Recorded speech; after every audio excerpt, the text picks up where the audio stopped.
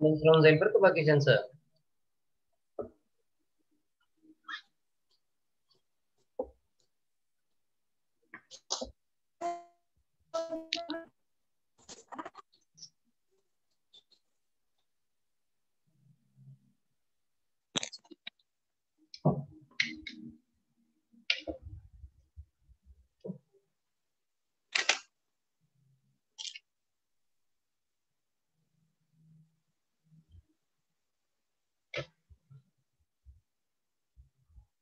Forty three.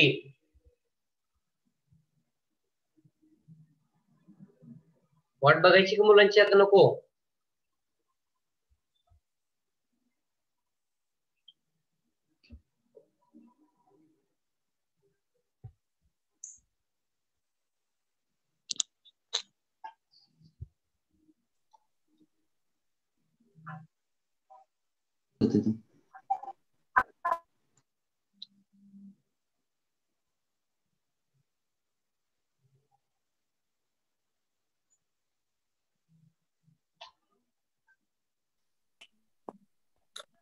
खूप कमी मुलं आहेत. अक्षय पाचोरे, काय म्हणायचंय तुला बेटा? What do you want to से?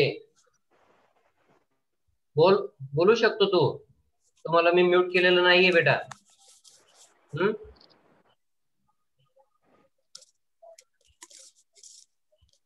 ठीक आहे, घ्यायचा अटेंडन्स मग. हे बघा 9:19 झालेत. ठीक आहे, आता 9:20 पण झालेत. 49.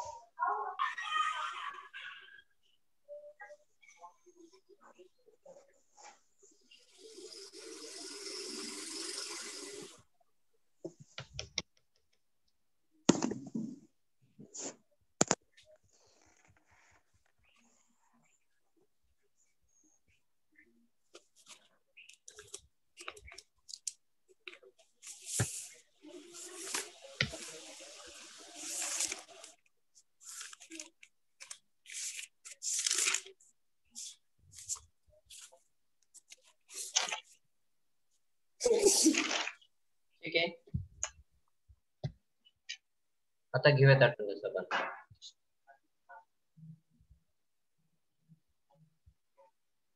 54.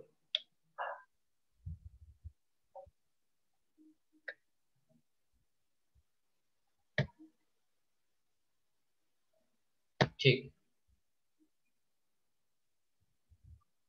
शीतल चव्हाण. ओके. अश्विनी बेटा, अरे कोण येते आणखी? वैष्णवी कोण आहे? मनोज भोर, अश्विनी राणे, अंकिता रसा.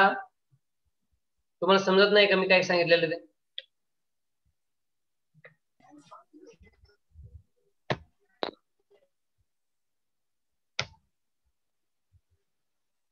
ठीक.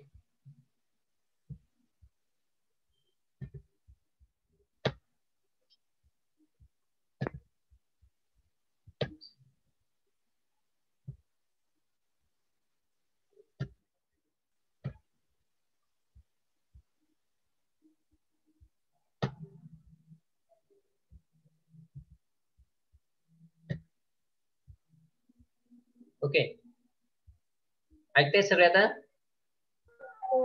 अटेंडन्स झालाय आपला आता. हे बघा, आपण लास्ट लेक्चरला ओव्हरहेडचं अपॉर्शनमेंट काय होतं ते केलेलं आहे. म्हणजे ओव्हरहेड कॉस्ट जी आहे ती सर्व्हिस डिपार्टमेंट्स आणि प्रोडक्शन डिपार्टमेंट्सला अलॉट करून दिली. मनोज भोर. हा सर. बेटा काय करतोयस तू? काय आलं? डिस्प्ले काय करतोयस असं तू? अहो सर काहीच नाही केलं मी. अरे तुझा फोटो तुला दिसतोय का तुझ्या मोबाईल मध्ये? हो. मग 2 मिनिटं. हा, ठीक आहे. अपॉर्शनमेंट ऑफ ओव्हरहेड्स म्हणजे ओव्हरहेड कॉस्ट जी होती ती प्रोडक्शन डिपार्टमेंट्स आणि सर्व्हिस डिपार्टमेंट्सला आपण वाटून दिलेली आहे इन गिव्हन रेशो किंवा त्याला ऑन सम इक्विटेबल बेसिस असं म्हटलेलं आहे. तर आता अपॉर्शनमेंट हा पार्ट झाल्यानंतर आपल्याला सेकंडरी डिस्ट्रीब्युशन करायचंय म्हणजे रिअपॉर्शनमेंट ऑफ ओव्हरहेड्स करायचंय. तर रिअपॉर्शनमेंट करत असताना तुम्ही पाहताय स्क्रीनवर statement showing total overhead cost of production department. बघा इथे प्रोडक्शन डिपार्टमेंट्स आहेत 2, बरोबर. ओके, तर त्यापैकी टोटल ही जी टोटल आहे त्या दोन्ही कॉलमची ही टोटल जी आहे ना त्या कॉस्टचं आपल्याला रिअपॉर्शनमेंट करायचंय. इथे बघा statement showing total overhead cost of production departments for the period ended 31 March 2020. म्हणजे त्या पर्टिक्युलर स्पॅन मध्ये जी टोटल ओव्हरहेड कॉस्ट आहे प्रोडक्शन डिपार्टमेंटची त्याचं रिअपॉर्शनमेंट करायचंय. तर त्या कॉस्ट आपण इथे घेतल्या खाली बघा. येस, हा या 2 कॉस्ट आहेत ऍज इट इज घेतल्यात म्हणजे प्रोडक्शन डिपार्टमेंटच्याच कॉस्ट घेतल्यात फक्त रिअपॉर्शनमेंटसाठी. आणि टायटल काय दिलंय overhead cost as per primary distribution summary. आणि इथे बेसिस ऑफ रिअपॉर्शन म्हणण्याचं कारण नाही कारण तो प्रायमरी डिस्ट्रीब्युशनचा क्लोजिंग बॅलन्स होता, बरोबर. हा प्रायमरी डिस्ट्रीब्युशनचा प्रोडक्शन डिपार्टमेंट ए आणि बी चा क्लोजिंग बॅलन्स होता, तो झाला सेकंडरी डिस्ट्रीब्युशन मध्ये as a opening balance. Overhead cost as per primary distribution summary ratio मध्ये बेसिस ऑफ रिअपॉर्शन मध्ये काय येणार नाही, रेशो येणार नाही. आता याची टोटल आपल्याला या ठिकाणी करायची. टोटल किती येते बेटा? Yes, total what will be the total? 2,75,000. 13,875. 13,875. Okay, ही झाली टोटल, बरोबर. म्हणजे आपण काय केलं फक्त हा जो क्लोजिंग बॅलन्स होता तो ऍज अ ओपनिंग बॅलन्स म्हणून घेतलेला आहे, त्याची टोटल आपण केली. ठीक आहे. आता सर्व्हिस डिपार्टमेंट पर्टिक्युलर्स मध्ये सी आणि सर्व्हिस डिपार्टमेंट डी. किती सर्व्हिस डिपार्टमेंट आहे इथे बघा स्क्रीनवर दिसेल. सर्व्हिस डिपार्टमेंट सी आणि सर्व्हिस डिपार्टमेंट डी. इथे हे 2 सर्व्हिस डिपार्टमेंट आहे. ते टायटल ऍज इट आपण घेतले कारण आपल्याला कोणत्या डिपार्टमेंटची कॉस्ट जी आहे ती रिअपॉर्शन करायची आहे सर्व्हिस डिपार्टमेंटची. म्हणून फक्त मी पर्टिक्युलर्स मध्ये काय लिहिले सर्व्हिस डिपार्टमेंट सी आणि सर्व्हिस डिपार्टमेंट डी. आता त्या संदर्भात आपल्याला ऍडजस्टमेंट दिलेले आहेत. रिअपॉर्शनमेंट कोणत्या पद्धतीने करायचंय तर त्या संदर्भातली ऍडजस्टमेंट मी वाचतोय. बघा पहिल्याच ओळीमध्ये पहिला जो स्टांजा आहे पहिलं सेंटेन्स पॅराग्राफ त्यामध्ये दिलंय काय सी डिपार्टमेंट. आता मी पुन्हा एकदा वाचतोय. In Ispat industries limited Islampur there are 2 departments which A and B and 2 service department which C and D. Okay, हे समजलं होतं. C department provide services to A and B. C department जे आहे ते ए अँड बी या प्रोडक्शन डिपार्टमेंटला कोणत्या रेशो मध्ये सर्व्हिस प्रोव्हाइड करते? In the ratio of 2:3. Very good. मी इथे लिहिते 2:3. बघा तो रेशो आपल्याला दिलाय ऑलरेडी, बरोबर. And whereas D provides services to A and B in the ratio of 6:1. Very good. बघा 6:1. आणि बेसिस ऑफ रिअपॉर्शनमेंट मध्ये आपल्याला ऑलरेडी बेसिस दिलेला आहे त्यांनी. रेशो दिला म्हणजे याचा अर्थ काय बेसिस त्यांनी निवडून दिलं होतं म्हणून तिथे आपण काय लिहिलंय ऍक्च्युअल. जेव्हा तुम्हाला बेसिस दिलेलं नसेल तर तुम्हाला बेसिस निवडावं लागेल, बरोबर ना, रिअपॉर्शनमेंट साठी. आणि मग त्याचा रेशो तुम्हाला कॅल्क्युलेट करता येतो. आता ऑलरेडी आपल्याला प्रॉब्लेम मध्ये त्यांनी रेशो कॅल्क्युलेट करून दिलाय म्हणजे काय आहे रेशो ऍक्च्युअल दिलेला आहे. बेसिस ऑफ रिअपॉर्शनमेंट ऍक्च्युअल आहे आणि टोटल कॉस्ट सर्व्हिस डिपार्टमेंटची किती आहे इथे? ओके 60,000. ही कॉस्ट ती आपण जशी तशी इकडे घेणार आहोत, बरोबर, ह्या टोटल कॉलम मध्ये. ओके. आणि सर्व्हिस डिपार्टमेंट डी ची टोटल किती आहे? 21,000. ती आपण जशी तशी इकडे घेतली. याच कॉस्टचं आपल्याला रिअपॉर्शन करायचंय ना. म्हणून इथे बघा 60,000 डिवायडेड बाय रेशोची टोटल किती आली? 5 इज इक्वल. उत्तर किती आलं? 12,000. उत्तर आलं 12,000. 12,000 हा एक भाग झाला. 12,000 गुणिले 2 24,000. 24,000. Very good. त्याच्यानंतर 12,000 गुणिले 3 36,000. 36,000. Very good. आता 21,000 आपण 21,000 त्याचं रिअपॉर्शनमेंट डिवायडेड बाय किती 7 इज इक्वल टू 3,000 उत्तर आलं 3,000. 3,000 इंटू 6 18,000. 18,000 सर. बरोबर. आणि 3,000. 1 is equal to 3,000 3,000. 3,000. Okay 18,000. Okay 3,000. हा. आता इथे म्हणायचं आपल्याला, म्हणजे बघा सर्व्हिस डिपार्टमेंट सी आणि सर्व्हिस डिपार्टमेंट डी हे दोन पर्टिक्युलर सर्व्हिस डिपार्टमेंट्स होते. बरोबर. हो. हे दोन डिपार्टमेंट, त्यांची कॉस्ट आपण कोणत्या डिपार्टमेंट्सला वाटून दिली इथे बघा. डिपार्टमेंट प्रोडक्शन डिपार्टमेंट ए आणि प्रोडक्शन डिपार्टमेंट बी या दोन डिपार्टमेंटला वाटून दिली. किती? सर्व्हिस डिपार्टमेंट सी ची कॉस्ट होती 60,000 आणि सर्व्हिस डिपार्टमेंट डी ची कॉस्ट होती 21,000. बघा इथे आहे 60,000 आणि 21,000. ही कॉस्ट आपण काय केली आहे, प्रोडक्शन डिपार्टमेंट ए आणि बी ला वाटून दिली आहे. आता पुन्हा इथे म्हणायचंय बरोबर, म्हणजे दोन्ही सर्व्हिस डिपार्टमेंट संपले तिथे, प्रश्न मिटला. म्हणून आपण इथे म्हणणार आहोत टोटल. ओके. आता टोटल कॉलमची टोटल इथे 2,94,875. 75. ओके. डिपार्टमेंट ए ची टोटल 1,80,375. 375.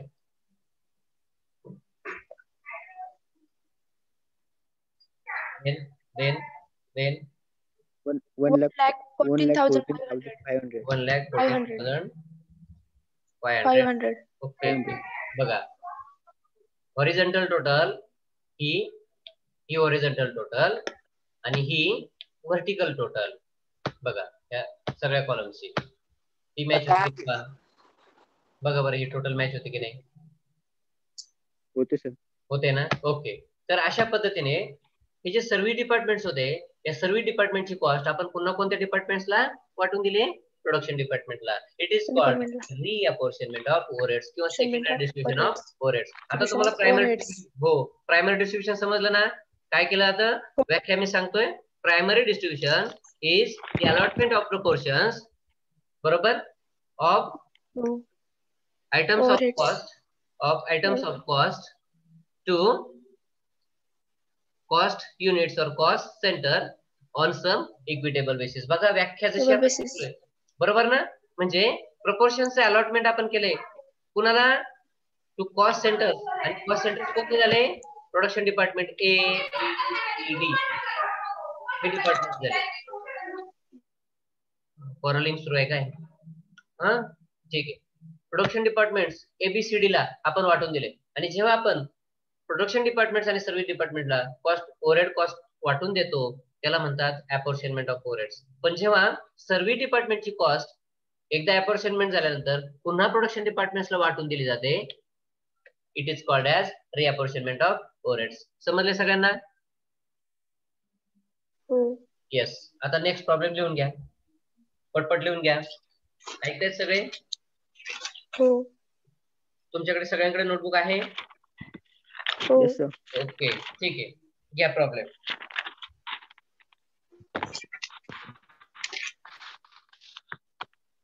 घेतला? Yes sir. सांगा sir. Okay. Hinduja Techno Limited, Hinduja Techno TECHNO, Hinduja Techno Limited Himmatpur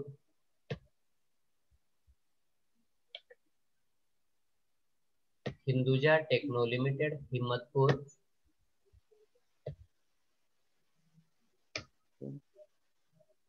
is having four departments is having four departments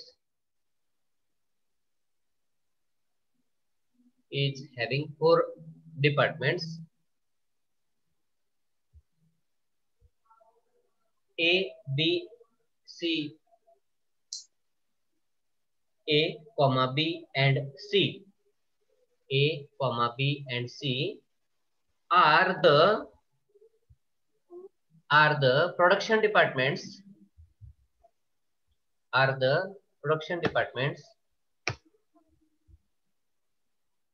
and D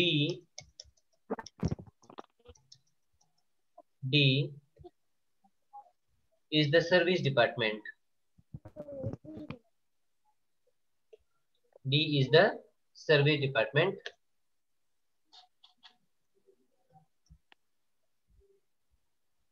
Full stop.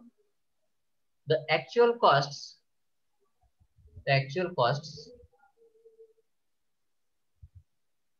for the period ended, the actual costs for the period ended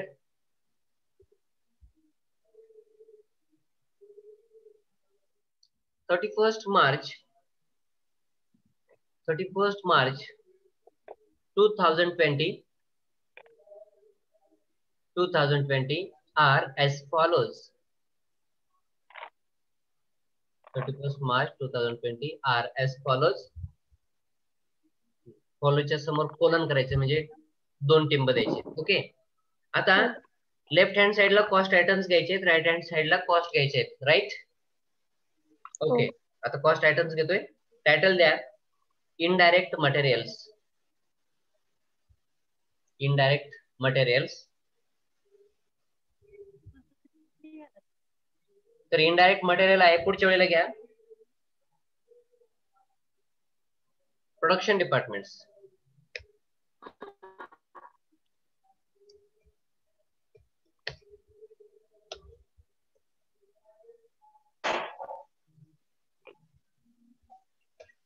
production departments dash केलं. पुन्हा खालच्या वेळेला घ्या ए. आता production departments असं title दिले आपण, बरोबर ना. ए, पुन्हा खालच्या वेळेला बी आणि पुन्हा खालच्या वेळेला सी. एका खाली एक घ्यायचं आहे, बरोबर. ओके, आता प्रोडक्शन डिपार्टमेंट्स एबीसी लिहिले ना, तर ए च्या समोर ए ची कॉस्ट लिहायची आहे 295. ओके, 295. बी ची कॉस्ट आहे प्रोडक्शन डिपार्टमेंट बी ची 535.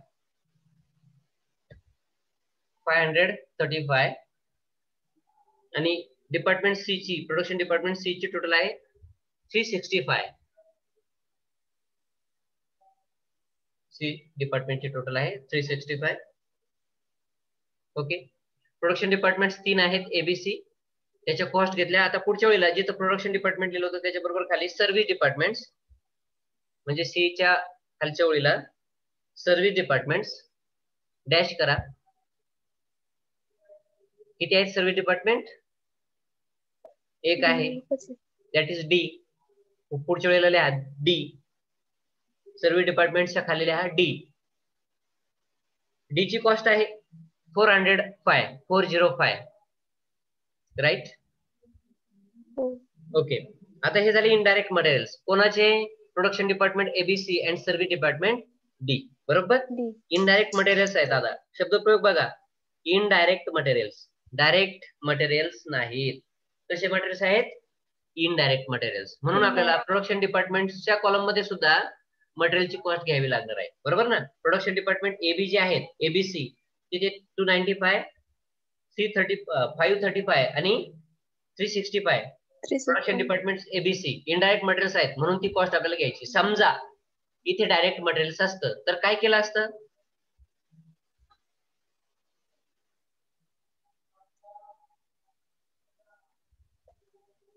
आता डायरेक्ट मटेरियल तसं येणार नाहीये, कारण ओव्हरहेड्स मध्ये डायरेक्ट मटेरियलचा समावेश येत नाही. फक्त सर्व्हिस डिपार्टमेंट जे आहे ना, D direct material, that is treated as indirect material, बरोबर ना. सर्व्हिस डिपार्टमेंटचे डायरेक्ट कॉस्ट जे आहेत ते आपण कशा ट्रीट करतो? प्रोडक्शन डिपार्टमेंट साठी इनडायरेक्ट कॉस्ट, बरोबर ना.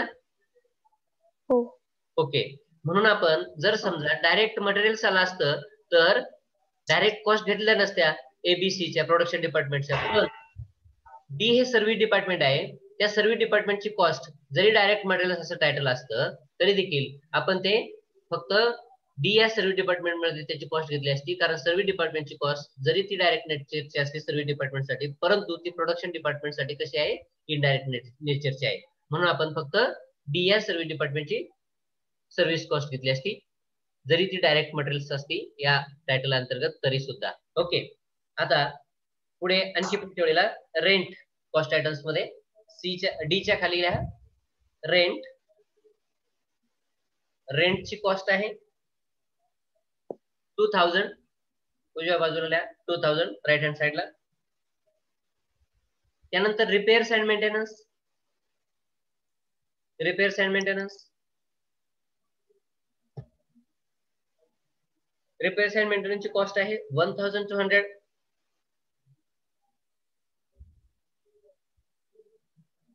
Then third one electric lighting. Maintenance spelling काय लिहिलं बेटांनो?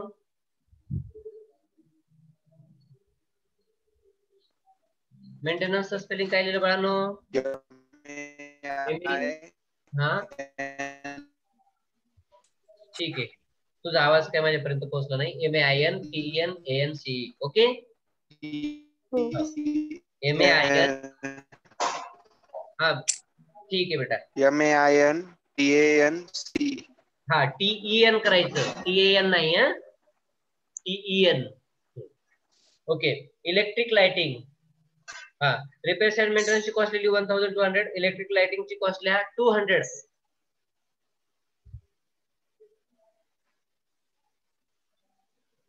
इलेक्ट्रिक लाइटिंग कॉस्ट आहे 200. देन पुढच्या वेळेला नेक्स्ट लाईनला डिप्रिशिएशन. डिप्रिशिएशनची कॉस्ट आहे 900. डिप्रिशिएशनची कॉस्ट आहे 900. ओके, नेक्स्ट लाईनला सुपरवायझर सॅलरी.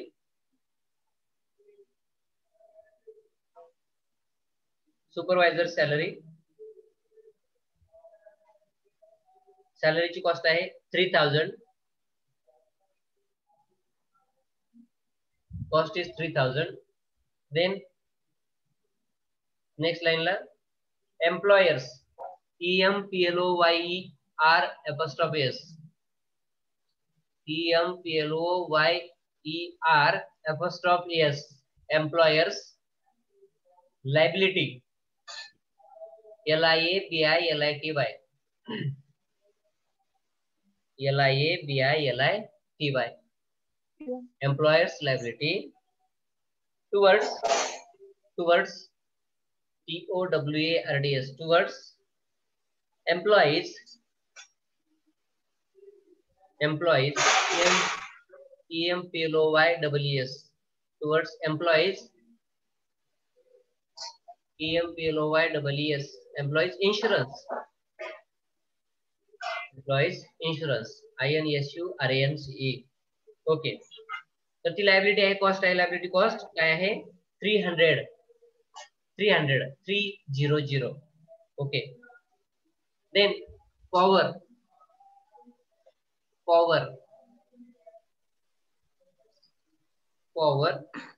पॉवर कॉस्ट आहे 1800. 1800. Then insurance on stock. Next लाईनला insurance. INSURANCE. Insurance on stock. इन्शुरन्सची कॉस्ट आहे 1000. Cost is 1000. ओके, सगळे कॉस्ट आयटम संपलेले आहेत. त्याच्या कॉस्ट आपण घेतलेल्या आहेत. लिहिले सगळ्यांनी? येस. Hello sir. हा बेटा, इलेक्ट्रिक लाइटिंग ची कॉस्ट सांगा ना. सांगतो. Electric lighting 1200. Okay. Electric lighting 1200. घेतली लिहून? Okay, thank you. हो सर. हा हॅलो. घेतली सर, घेतली. Okay okay okay. कोणाला काही अडचण आहे का कॉस्ट आयटम्स आणि कॉस्ट? ठीक आहे. सर रिपेअर्स अँड मेंटेनन्स 1200 आहे. नाही ना बेटा, काय झालंय, खालीवर झालं असेल. रेंटची कॉस्ट किती आहे? रेंटची 2000. अरे हो, सॉरी. रिपेअर्स अँड मेंटेनन्स किती आहे 2000. 1000. हा 1200. Just a second. Service department D ची कॉस्ट किती आहे? 405. हा. रेंटची कॉस्ट किती आहे? 2000. Repairs and 2000. मेंटेनन्स 1200. 1200. हा. आणि इलेक्ट्रिक लाइटिंग आहे फक्त 200. हो. हा 200 आहे बाळा. हा 1200 नाही. ओके. आणखी काही प्रॉब्लेम आहे कुणाला? ठीक आहे केली सर. ओके. आता घ्या नेक्स्ट लाईनला. Okay. The following additional data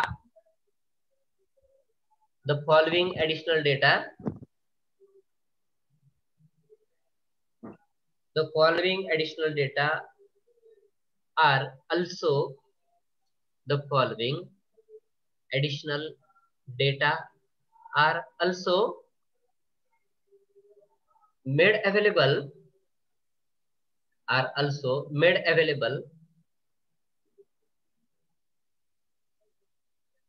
made available in respect of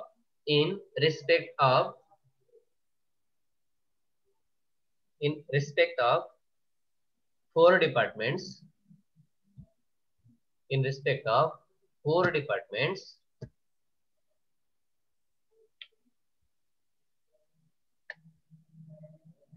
हे बघा 63 पार्टिसिपंट्स आहेत इथे. आता 60 झाले बरोबर. एवढे रोल कॉल्स तुमचे रोल नंबर्स आहेत की नाही ते मी चेक करणार आहे. हा ठीक आहे. तेवढी काळजी घ्यायची सगळ्यांनी. Are also made available in respect of 4 departments. Okay. पुढच्या वेळेला आता आपल्याला कॉलम्स तयार करायचे आहेत. टोटल 5 कॉलम्स तयार करायचे आहेत. पहिला कॉलम आहे पर्टिक्युलर्सचा. मी इथे तुम्हाला सांगतोय कसे कॉलम्स तयार करायचे आहेत. बघा 5 कॉलम्स. ओके.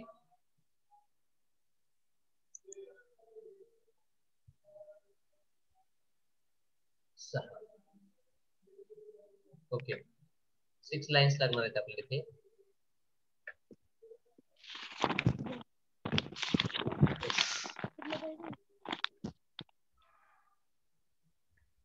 त्यातला पर्टिक्युलरचा कॉलम जो आहे ना तो मोठा असणार आहे. नंतर डिपार्टमेंटचे कॉलम्स आहेत ते फक्त अमाऊंट्स आपल्याला तिथे नोंदवायचे आहेत ऍडिशनल इन्फॉर्मेशन संदर्भातल्या. ओके. म्हणून ते कॉलम्स आपले साईजने छोटे असणार आहेत. ओके. इथे नाव लिहा title particulars. Then production department A,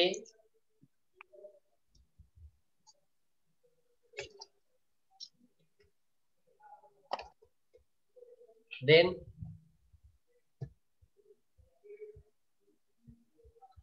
production department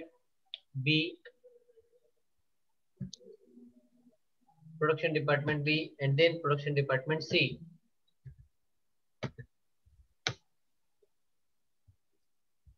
आणि प्रोडक्शन डिपार्टमेंट C. ओके. नंतर सर्व्हिस डिपार्टमेंट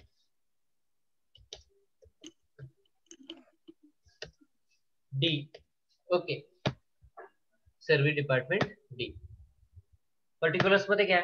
ऍडिशनल इन्फॉर्मेशन मध्ये एरिया. आता एरिया जो आहे तो कशामध्ये काउंट केला जातो तर इथे समस्याला लागून लिहायचं आहे. Square feet. Very good. Very nice.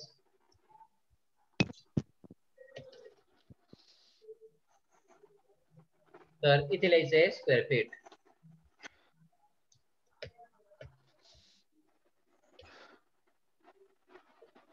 Okay. समस्याला लागून लिहिलं स्क्वेअर फीट. तर एरिया आहे ए साठी 150. त्यानंतर बी साठी आहे 110. C department production department C साठी आहे 90 आणि प्रोडक्शन डिपार्टमेंट डी साठी आहे 50. ओके.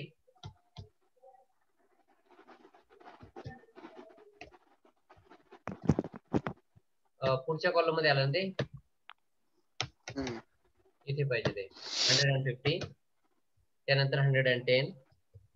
त्यानंतर 90 90 आणि 50. ओके. त्यानंतर सेकंड इन्फॉर्मेशन आहे value of stock.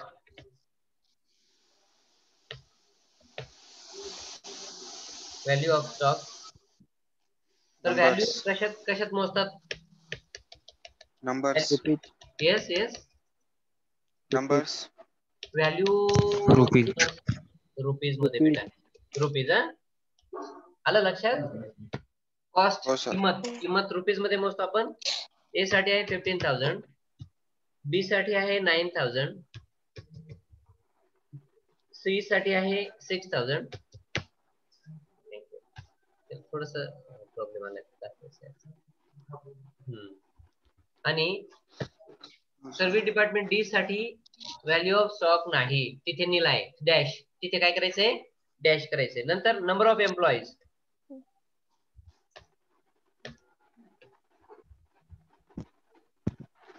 Number of employees. आता नंबर्स कशात काउंट करतात? एम्प्लॉईजचे numbers. Yes number. Very good. Numbers मध्ये. नाईस. तर एम्प्लॉईजचे नंबर आहेत ए साठी 24, बी साठी 16, for the department C 12 and for department D 8. Okay. Then value of plant. Value of plant. इथे फक्त plant हा शब्द लिहितोय मी. Plant. ओके. रुपीज मध्ये व्हॅल्यू रुपीज मध्ये मोजली जाते बरोबर.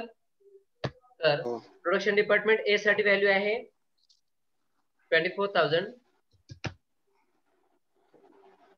बी साठी आहे 18,000,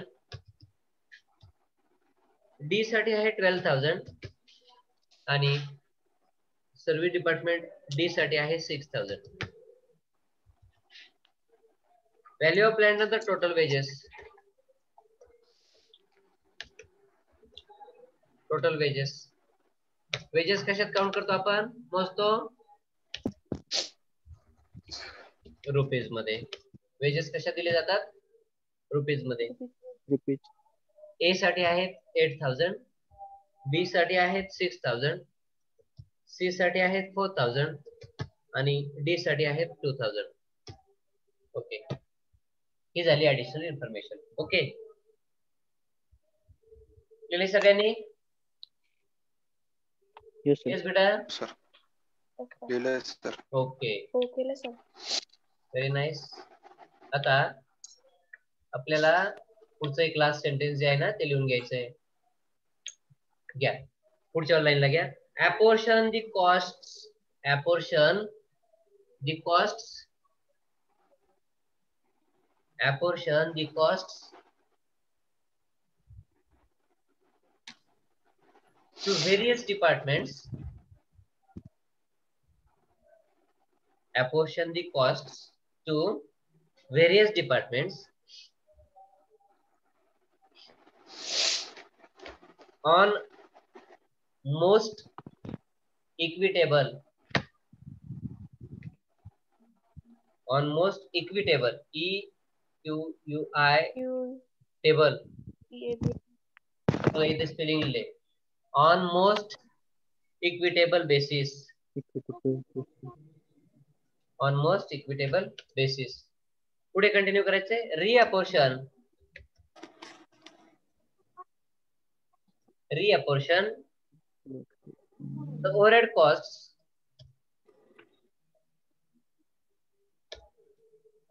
The overhead costs of department D. Of department D to the production departments. To the production departments.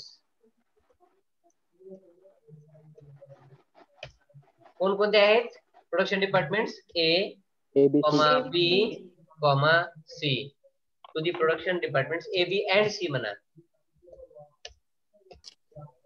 A, B and C in the ratio of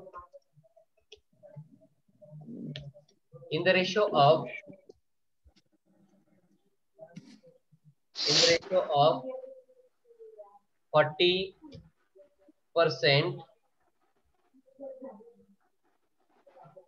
has to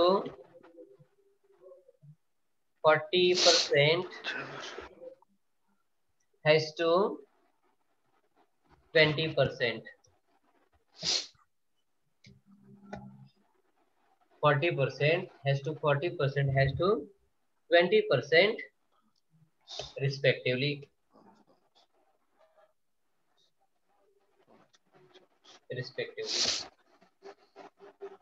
okay. बघा शेवटच्या ज्या लाईन्स लिहिलेल्या आहेत ना बेटांनो, त्यामध्ये आपल्याला अगदी क्लिअर आयडिया दिलेली आहे. Apportion the cost to various departments. Apportion हा शब्द आलाय आणि व्हेरियस डिपार्टमेंट्स असं म्हटलंय का प्रोडक्शन डिपार्टमेंटला ऍपोर्शन करा? नाही ना. To various departments. आणि जेव्हा व्हेरियस डिपार्टमेंट्स हा शब्द येतो तेव्हा including production and service departments असा त्याचा अर्थ आपण घ्यायचा. म्हणजे एकाच वेळेला तुम्हाला कॉस्ट कुठे कुठे ऍपोर्शन करायचे, डिस्ट्रीब्यूट करायचे, प्रोडक्शन डिपार्टमेंट्स आणि सर्व्हिस डिपार्टमेंट्सला.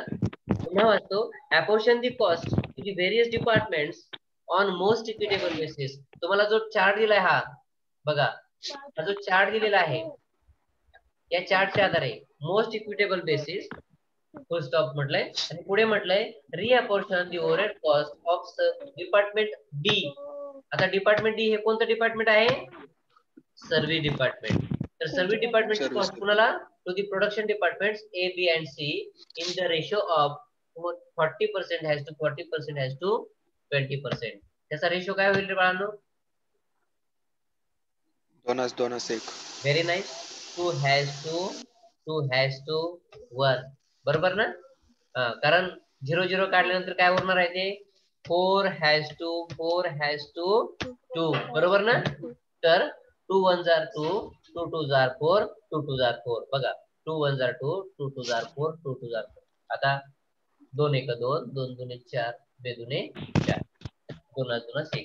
म्हणजे प्रोडक्शन सर्व्हिस डिपार्टमेंट डी हे जे डिपार्टमेंट आहे त्याची जी ओव्हरहेड कॉस्ट आहे, सर्व्हिस कॉस्ट म्हणून येतात फार तर, ती कुणाला डिस्ट्रीब्यूट करायची, रिअपोर्शन करायची to the production departments A B and C. बरोबर आले लक्षात तुमच्या? ओके. आता आपल्याला काय करायचं?